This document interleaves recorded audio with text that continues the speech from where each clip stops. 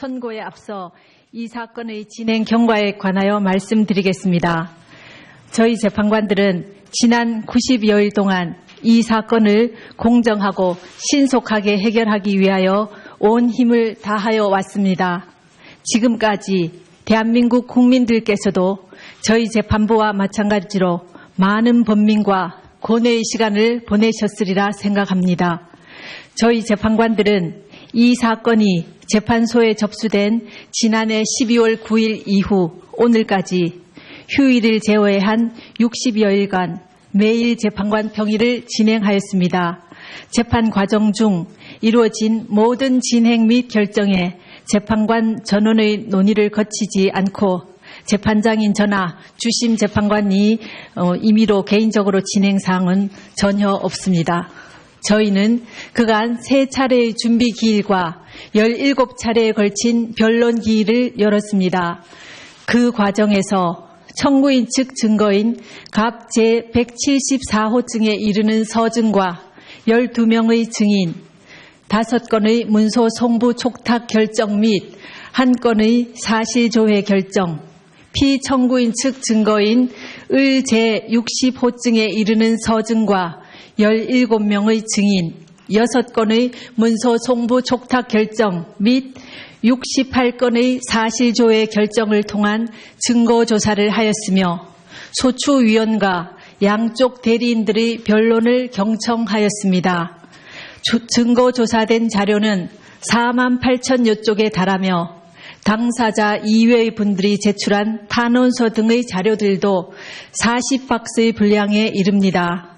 대한민국 국민 모두 아시다시피 헌법은 대통령을 포함한 모든 국가기관의 존립 근거이고 국민은 그러한 헌법을 만들어내는 힘의 원천입니다. 재판부는 이 점을 깊이 인식하면서 역사의 법정 앞에 서게 된 당사자의 심정으로 이 선고에 임하고자 합니다. 저희 재판부는 국민들로부터 부여받은 권한에 따라 이루어지는 오늘의 이 선고가 더 이상의 국론 분열과 혼란을 종식시키고 화합과 치유의 길로 나아가는 밑거름이 되기를 바랍니다. 또한 어떠한 경우에도 헌법과 법치주의는 흔들려서는 안 될 우리 모두가 함께 지켜가야 할 가치라고 생각합니다. 지금부터 선고를 시작하겠습니다.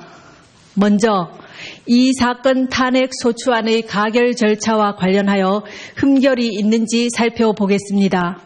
소추 의결서에 기재된 소추 사실이 구체적으로 특정되지 아니하였다는 점에 대하여 보겠습니다. 헌법상 탄핵 소추 사유는 공무원이 그 직무 집행에서 헌법이나 법률을 위배한 사실이고 여기서 법률은 형사법에 한정되지 않습니다. 그리고 탄핵 결정은 대상자를 공직으로부터 파면하는 것이지 형사상 책임을 묻는 것은 아닙니다. 따라서 피청구인이 방어권을 행사할 수 있고 심판 대상을 확정할 수 있을 정도로 사실관계를 기재하면 됩니다. 이 사건 소추 의결서의 헌법 위배 행위 부분이 분명하게 유형별로 구분되지 않은 측면이 없지 않지만 법률 위배 행위 부분과 종합하여 보면 소추 사유를 특정할 수 있습니다.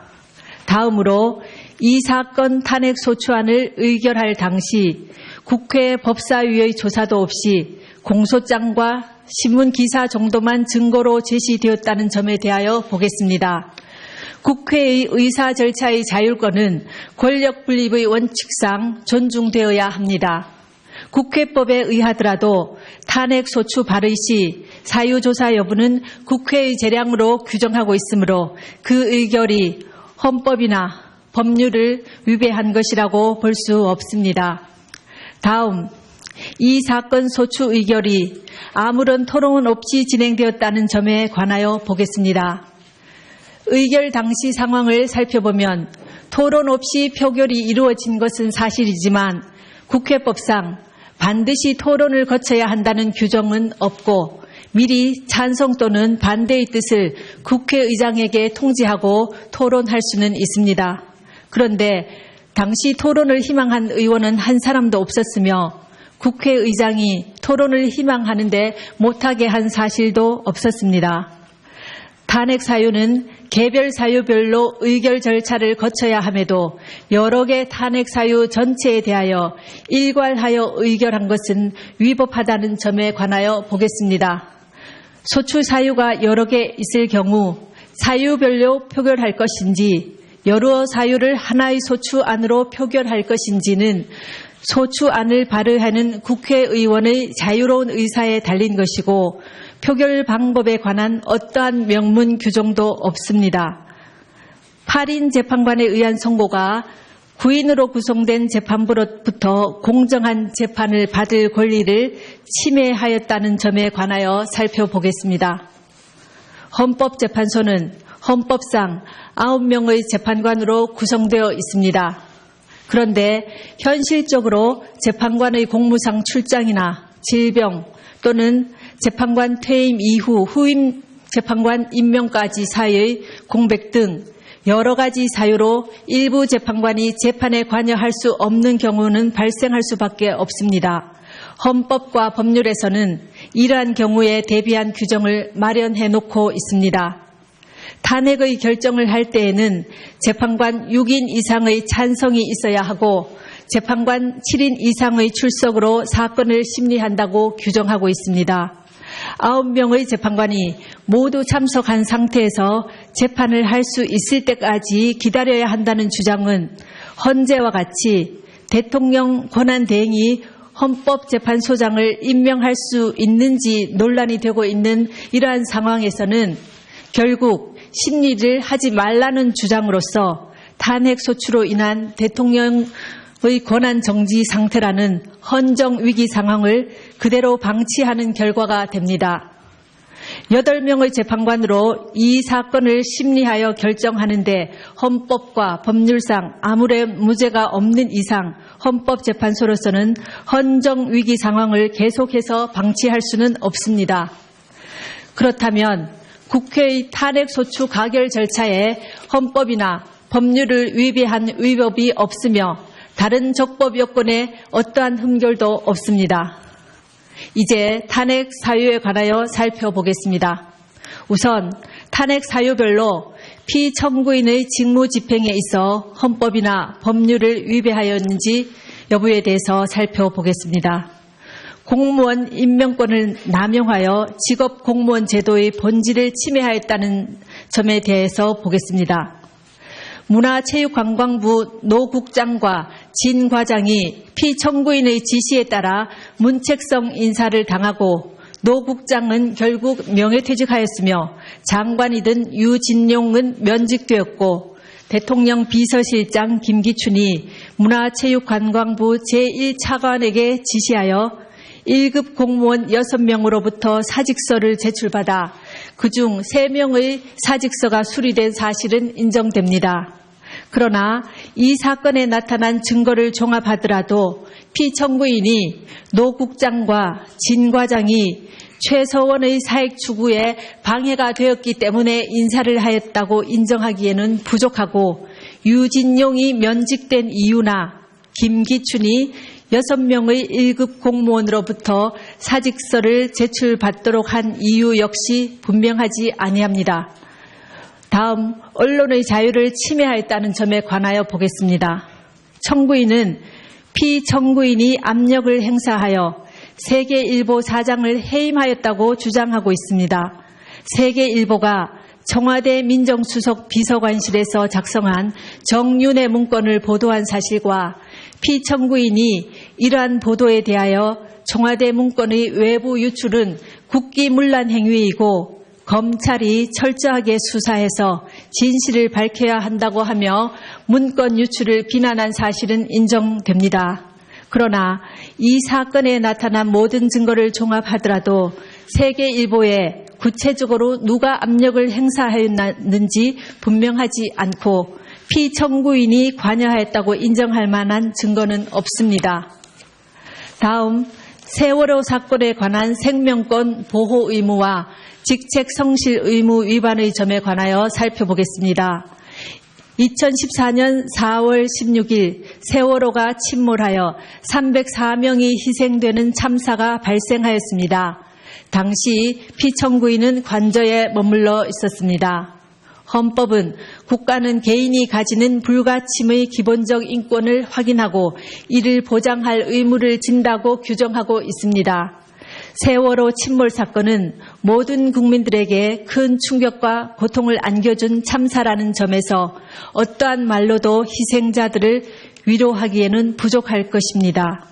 피청구인은 국가가 국민의 생명과 신체의 안전보호 의무를 충실하게 이행할 수 있도록 권한을 행사하고 직책을 수행하여야 할 의무를 부담합니다.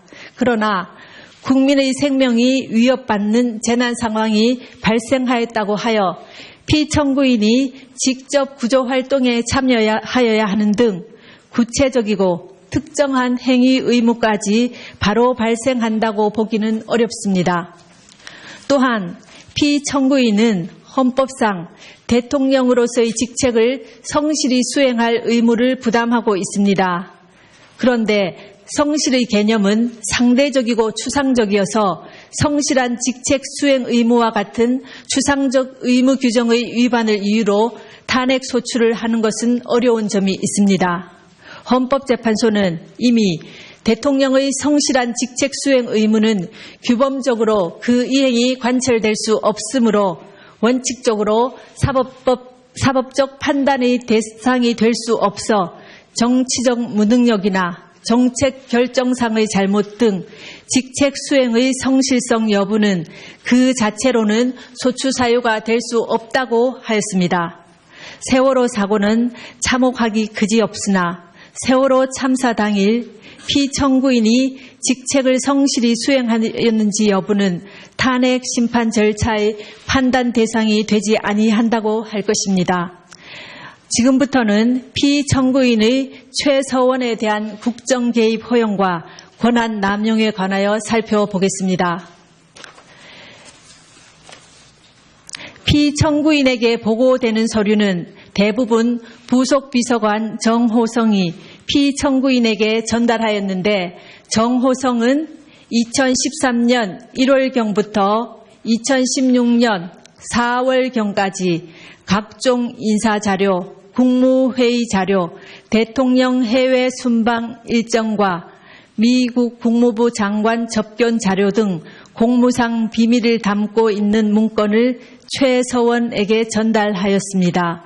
최서원은 그 문건을 보고 이에 관한 의견을 주거나 내용을 수정하기도 하였고 피청구인의 일정을 조정하는 등 직무 활동에 관여하기도 하였습니다. 또한 최서원은 공직 후보자를 추천하기도 하였는데 그중 일부는 최서원의 이권 추구를 도왔습니다. 피청구인은 최서원으로부터 KD 코퍼레이션이라는 자동차 부품 회사의 대기업 납품을 부탁받고 안종범을 시켜 현대자동차 그룹의 거래를 부탁하였습니다. 피청구인은 안종범에게 문화와 체육 관련 재단법인을 설립하라는 지시를 하여 대기업들로부터 486억 원을 출연받아 재단법인 미르, 288억 원을 출연받아 재단법인 K스포츠를 설립하게 하였습니다. 그러나 두 재단법인의 임직원 임면, 사업 추진, 자금 집행, 업무 지시 등 운영에 관한 의사결정은 피청구인과 최서원이 하였고 재단법인에 출연한 기업들은 전혀 관여하지 못했습니다. 최서원은 미르가 설립되기 직전에 광고회사인 플레이그라운드를 설립하여 운영했습니다. 최서원은 자신이 추천한 임원을 통해 미르를 장악하고 자신의 회사인 플레이그라운드와 용역 계약을 체결하도록 하여 이익을 취하였습니다. 그리고 최서원의 요청에 따라 피청구인은 안종범을 통해 KT에 특정인 두 사람을 채용하게 한 뒤 광고 관련 업무를 담당하도록 요구하였습니다. 그 뒤 플레이그라운드는 KT의 광고 대행사로 선정되어 KT로부터 68억여 원에 이르는 광고를 수주했습니다. 또 안종범은 피청구인 지시로 현대자동차 그룹에 플레이그라운드 소개 자료를 전달했고 현대와 기아자동차는 신생 광고회사인 플레이그라운드에 9억여 원에 달하는 광고를 발주했습니다. 한편 최서원은 K스포츠 설립 하루 전에 더 블루K를 설립하여 운영했습니다. 최서원은 노승일과 박헌영을 K스포츠의 직원으로 채용하여 더 블루K와 업무 협약을 체결하도록 했습니다. 피청구인은 안종범을 통하여 그랜드코리아 레저와 포스코가 스포츠팀을 창단하도록 하고 더 블루K가 스포츠팀의 소속 선수 에이전트나 운영을 맡기도록 하였습니다. 최서원은 문화체육관광부 제2차관 김종을 통해 지역 스포츠클럽 전면 개편에 대한 문화체육관광부 내부 문건을 전달받아 K스포츠가 이에 관여하여 더 블루K가 이익을 취할 방안을 마련했습니다.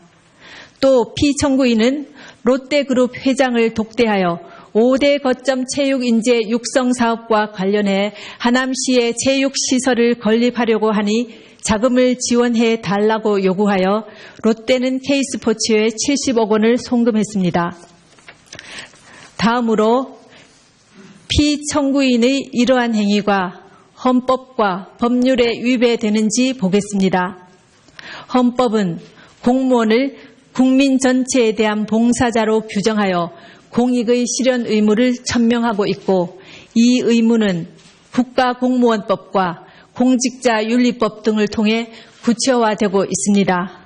피청구인의 행위는 최서원의 이익을 위해 대통령의 지위와 권한을 남용한 것으로서 공정한 직무 수행이라고 할 수 없으며 헌법과 국가공무원법, 공직자윤리법 등을 위배한 것입니다.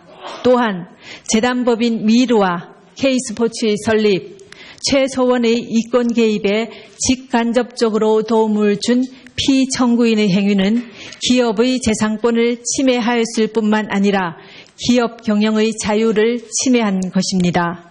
그리고 피청구인의 지시 또는 방치에 따라 직무상 비밀에 해당하는 많은 문건이 최서원에게 유출된 점은 국가공무원법의 비밀 엄수 의무를 위배한 것입니다. 지금까지 살펴본 피청구인의 법 위반 행위가 피청구인을 파면할 만큼 중대한 것인지에 관하여 보겠습니다. 대통령은 헌법과 법률에 따라 권한을 행사하여야 함은 물론 공무 수행은 투명하게 공개하여 국민의 평가를 받아야 합니다. 그런데 피청구인은 최서원의 국정 개입 사실을 철저히 숨겼고 그에 관한 의혹이 제기될 때마다 이를 부인하며 오히려 의혹 제기를 비난하였습니다. 이로 인해 국회 등 헌법기관에 의한 견제나 언론에 의한 감시 장치가 제대로 작동될 수 없었습니다.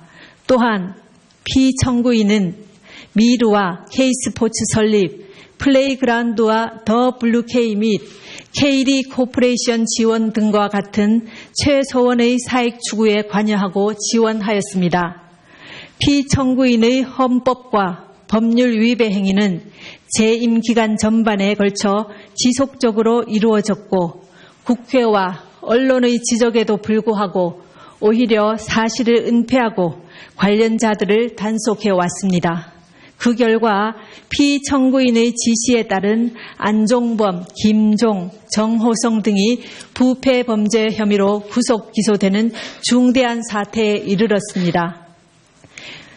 이러한 피청구인의 위헌 위법 행위는 대의민주제 원리와 법치주의 정신을 훼손한 것입니다. 한편 피청구인은 대국민 담화에서 진상규명에 최대한 협조하겠다고 하였으나 정작 검찰과 특별검사의 조사에 응하지 않았고 청와대에 대한 압수수색도 거부하였습니다. 이 사건 소추와 관련한 피청구인의 일련의 언행을 보면 법 위배 행위가 반복되지 않도록 하여야 할 헌법 수호 의지가 드러나지 않습니다. 결국 피청구인의 위헌 위법 행위는 국민의 신임을 배반한 것으로 헌법 수호의 관점에서 용납될 수 없는 중대한 법 위배 행위라고 보아야 합니다. 피청구인의 법 위배 행위가 헌법 질서에 미치는 부정적 영향과 파급 효과가 중대하므로 피청구인을 파면함으로써 얻는 헌법 수호의 이익이 압도적으로 크다고 할 것입니다. 이에 재판관 전원의 일치된 의견으로 주문을 선고합니다. 주문, 피청구인 대통령 박근혜를 파면한다. 이 결정에는 세월호 참사와 관련하여 피청구인은 생명권 보호 의무를 위반하지는 않았지만 헌법상 성실한 직책 수행 의무 및 국가공무원법상 성실 의무를 위반하였고 다만 그러한 사유만으로는 파면 사유를 구성하기 어렵다는 재판관 김이수, 재판관 이진성의 보충 의견이 있습니다. 또한 이 사건 탄핵 심판은 보수와 진보라는 이념의 문제가 아니라 헌법 질서를 수호하는 문제로서 정치적 패습을 청산하기 위하여 파면 결정을 할 수밖에 없다는 재판관 안창호의 보충 의견이 있습니다. 이것으로 선고를 모두 마칩니다.